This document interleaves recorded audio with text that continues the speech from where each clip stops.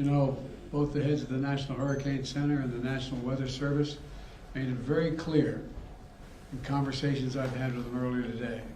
Milton still carries incredible destructiveness, can wipe out communities, can cause loss of life. Storm surge is still expected to be up to 13 feet. So I urge everyone in Hurricane Milton's path to listen to local officials and follow all the safety instructions they give. At this point, evacuation is probably difficult. So I encourage people to look for safer shelter.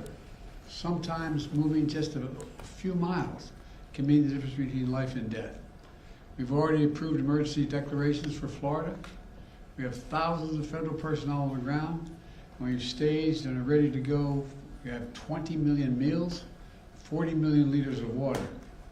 At my direction, the Secretary of Defense, Austin, has pre-positioned search and rescue teams, helicopters, and high water speed vehicles as close to the storm as possible, so they're ready to conduct life-saving missions.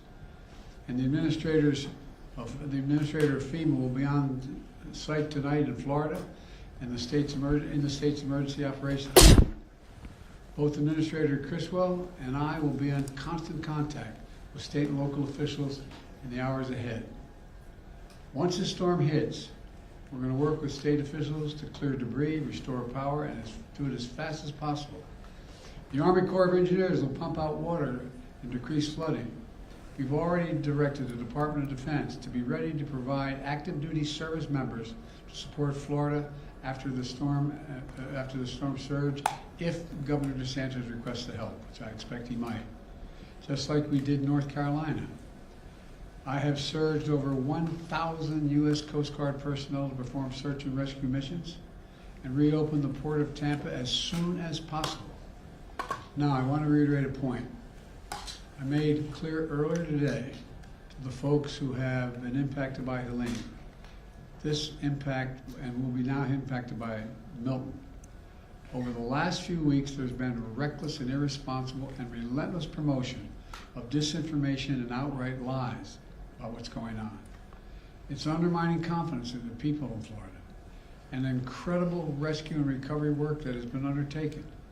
Literally, there are thousands of fellow Americans who are putting their lives at stake and putting on the line to do the dangerous work that needs to be done now. And it's harmful to those who most need the help. Quite frankly, these lies are un-American, and there is simply no place for them. Not now, not ever. Former President Trump has led this onslaught of lies. Assertions have been made that property is being confiscated. It's simply not true. They're saying people impacted by these storms will receive $750 in cash and no more. That is simply not true either. They're saying that money needed for these crises are being diverted to migrants. What the heck are they talking about? Stop it. It's outrageous. It's just not true. Now the claims are getting even more bizarre. Marjorie Taylor Greene, the congresswoman from Georgia, is now saying the federal government is literally controlling the weather. We're controlling the weather. It's beyond ridiculous. It's so stupid. It's got to stop. Let me close with this. As difficult as these days and weeks have been, we've seen incredible courage by so many of our fellow Americans. I want to thank all the first responders for running toward danger instead of away from it, for saving lives and making a difference. FEMA personnel risking their lives, climbing on hillsides to reach people cut off by Helene. Army National Guard flying through the gale wind force it's amazing what they're doing. Firefighters lifting collapsed wood and metal in an attempt to see if there are survivors, any survivors under the debris, risking their lives.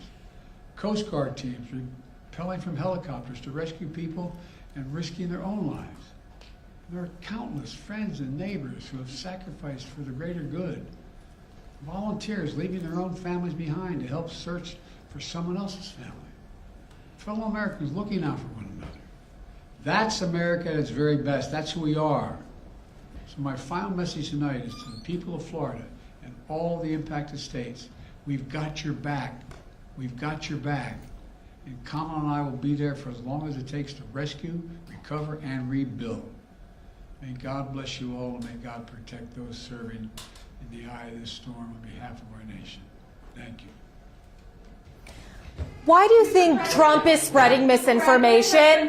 Why do you think Trump is spreading misinformation? To President Putin during the height of the pandemic. Do you have a comment, sir? Why do you think Trump is? Speaking of un-American, Why do you think Trump is spreading misinformation? I don't know. I simply don't know. You can speculate, but I just find it. I've used the phrase more than I've used it ever in my whole career. Un-American. It's un-American. It's not who the hell we are. What are they talking about?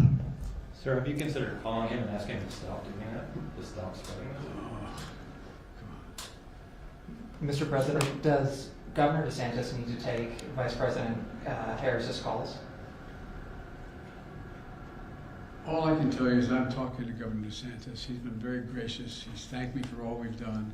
He knows what we're doing, and I think that's important.